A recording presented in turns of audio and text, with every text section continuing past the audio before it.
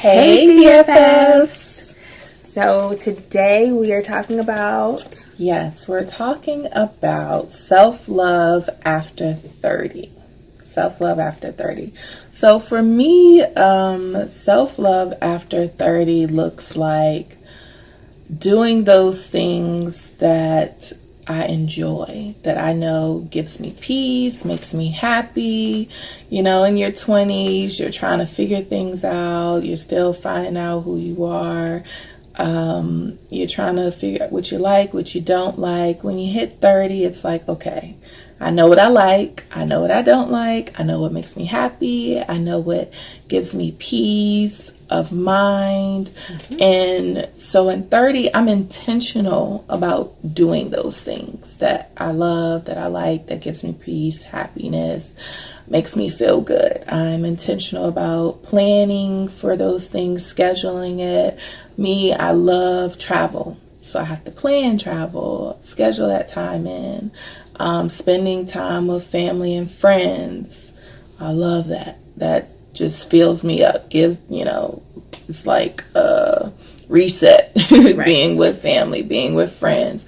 So being intentional about those things, and definitely that peace factor, like, staying away from all things that's drama filled and complicated and chaotic, and having peace. Like, my community has to be peaceful. My home has to be peaceful. I want peace on my job. Like, in every aspect of my life, I seek to have peace. And that is self-love for me at 30. I have to have peace. Like, I claim peace all day long. Right.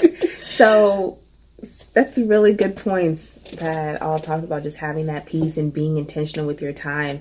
And self-love is, I just coming back from a self-care retreat, so I'm on this kind of self-care high, but pouring into yourself so much, like filling your cup up, which one of my other friends, Samantha, same name, was telling me, filling your cup up so much that you're giving from your saucer.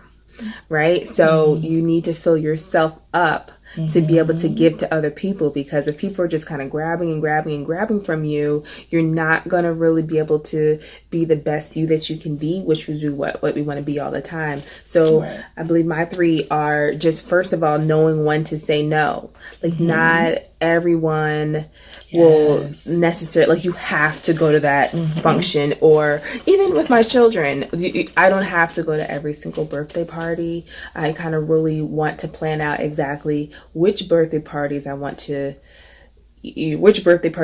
are going to go to, and that I have time to go to, and not be apologetic. I mean, it's okay, but not feel like you have to. So one thing that... Those boundaries. Right. Yeah. Because one thing... Having those limits. Right. My favorite book is Boundaries by Henry Cloud and Townsend, Robert Townsend. So, like, if what I try to go by is, from the book, is if I feel obligated to go, then it's going to be a no for me. But if I'm going out of love, like, I really want to go, then it's okay for me to say yes. So even before, if someone asks me something, I'm going to say no, or take time to think about it. Like, okay, let me get back with you before saying yes. Right. So you don't feel like you automatically say yes, because it's not really given to yourself. Really checking in to see exactly how you feel before just being able to just say yes to somebody else. And also another one is, so I guess number 5 is think about what you're thinking about. Yes. And I feel like I got this from, my girl in my head, Joyce Myers. I mean, judge me if you want to, but I love Joyce Myers.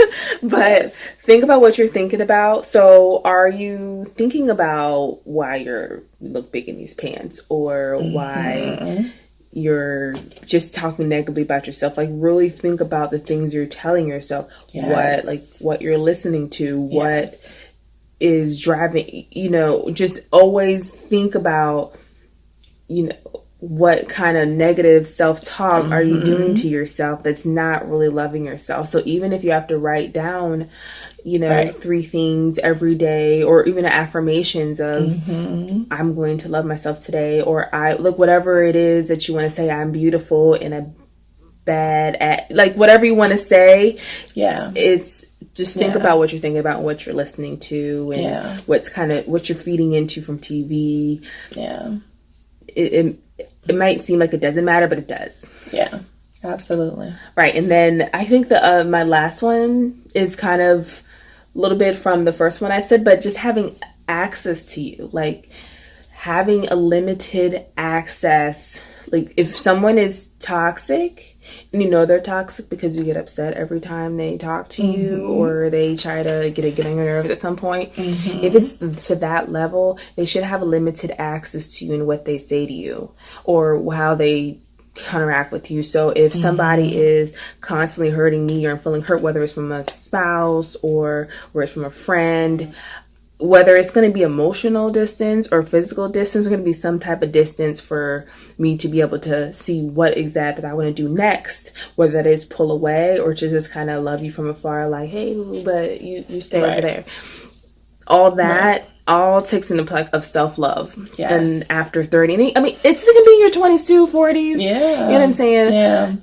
It doesn't have to be necessarily, it's just, we're just at that point, we're 30. At that point, But this is kind of self-love for everybody. And the self-love we don't really talk about. Of course, exercise, you know, your massages, all those things, but also those mental ones, like the access, like the peace.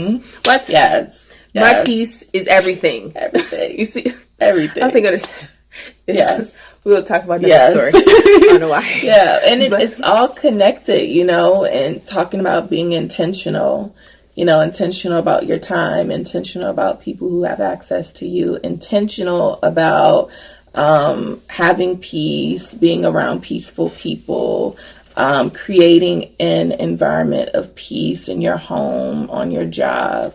That intention, those boundaries, knowing your limits, that self-awareness, that's that self-love that, you know, we're talking about. So just listening to this video is great, but without any action, it's really going to do nothing for you. So I want to know, what is it that you're going to do today that's going to be for self-love? And if it is having a massage or having a time away from the kids and spouse and whoever that you just need a break from, that's okay too. But let us know, what are you doing today, or what are you doing for your self-love and for your care to be able to continue to give to others.